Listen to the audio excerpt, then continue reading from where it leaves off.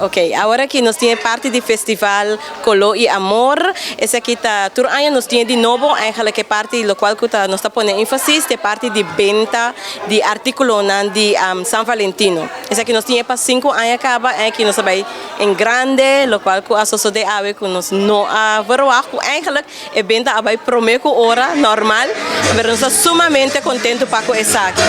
Entonces, nos ha comenzado que parte de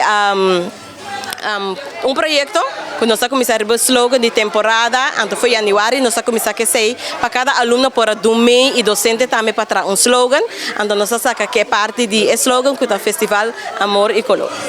¿Qué es lo que mucho nos atrae?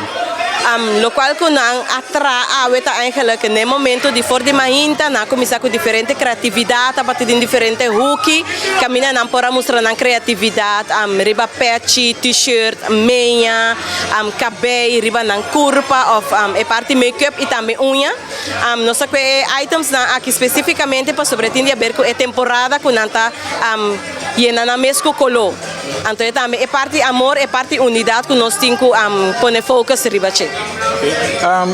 ¿Qué es el artículo que mucho nos atrae?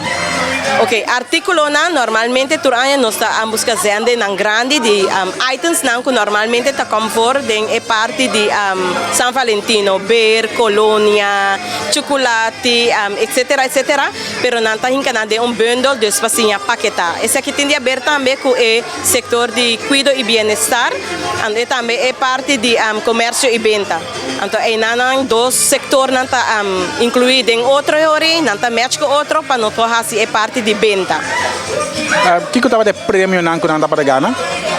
Premio está diferentes premios que está artículo que bobo vai carnaval que porta un parasol, colonia, cospa pinta curva, maquillaje, patchy, des cosas que bosa que por hasi uso que den carnaval. ¿A quién vende el producto nan?